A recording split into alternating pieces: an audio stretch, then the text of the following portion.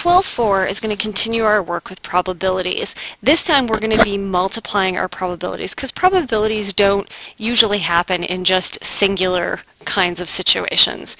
So when we start talking about independent events, remember independent means they each act separately. So no matter what happens with the first one doesn't affect or impact the second one.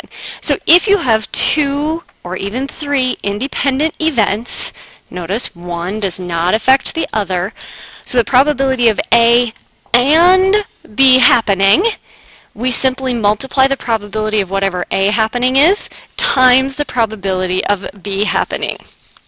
So, Geraldo has 9 dimes and 7 pennies in his pocket. He randomly selects one coin, looks at it, replaces it. This is a key word because this causes the events to be independent. There are always going to be 16 coins in his pocket. He then randomly selects another coin. What is the probability that both of the coins are dimes? So really what we're talking about is the probability of dime. We are going to multiply the probability of drawing 2 dimes. So what is the probability of drawing a dime on the first draw? 9 out of 16, because I have this gives me my total of 16 coins. 9 plus 7 is 16. What is my success out of those 16? 9. My probability of drawing a dime on my second is still 9 out of 16 because these are independent. So to get the probability of dime, we just multiply them. So we have 9 sixteenths times 9 sixteenths, which is 81 out of 256, which is 31.6%. Now, when 3 dice are rolled, what's the probability that 2 dice show a 5 and the third die shows an even number? So we have to think about what is our total when we're tossing a die. And our total is 6. You have 6 choices on a regular die. So my probability of my first toss that I'm going to show a 5 could happen 1 out of 6 times. My probability in my second case that I'm going to show a 5 is also 1 out of 6. My probability of my third event, an even number, well, if you think about a die, 2, 4, 6, there are 3 even numbers out of 6. Any of those 3 events will be a success. So 3 out of 6, which is 1/2. So what is the combined probability that this will happen? We multiply each individual event. So we have 1/6 times 1/6 times 1/2. So this will happen 1 out of every 72 rolls of the die, which is approximately 1.4% of the time. Now, what happens if our events are dependent? Meaning, the second one is somehow impacted by the first one. Okay, one of the events affects the other. So then our numbers are going to change a little bit. So the host of a game show is drawing chips from a bag to determine prizes for which contestant will play. Of the 20 chips, there's my total, the 11 say computer, 8 say trip, 1 says truck. Those would probably be my successes.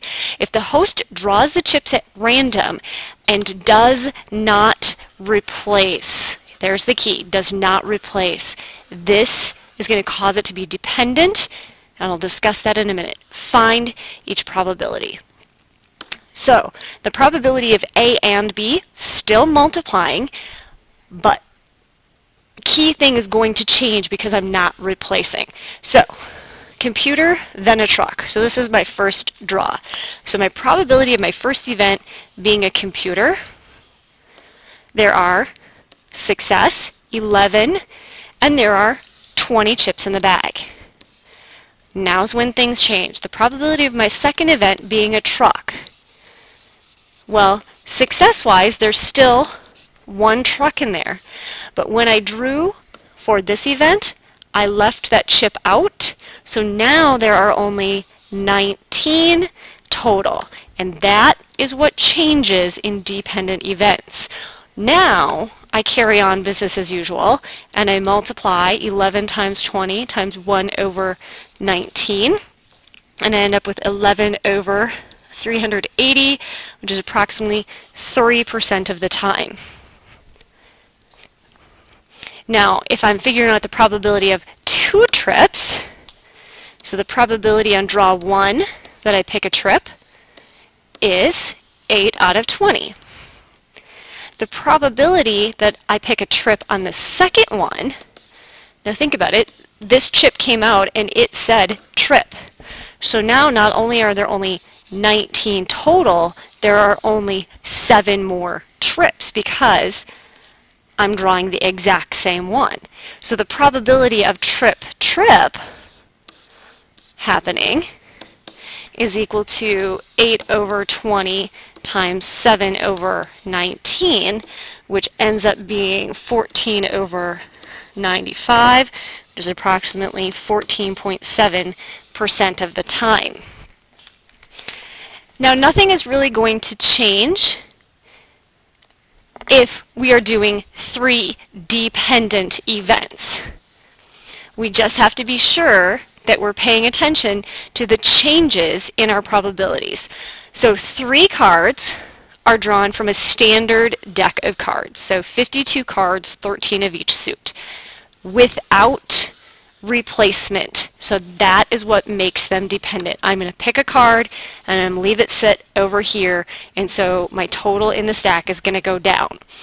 Find the probability of drawing a heart, another heart, and a spade in that order. So probability of heart, heart, spade. So my probability on my first event of drawing a heart, there are 13 out of 52. The probability on my second draw of getting a heart again, now remember when I pulled that heart out, I left it out, so now there are only 12 hearts in my deck and there were only 51 total in my stack. Now I'm going to draw a spade, probability that I will get a spade. There are still 13 spades in the deck because these 2 numbers are hearts, but I keep leaving one out. There are only 50 cards in my deck total. So to find the combined probability of drawing heart, heart, spade, then you multiply those numbers.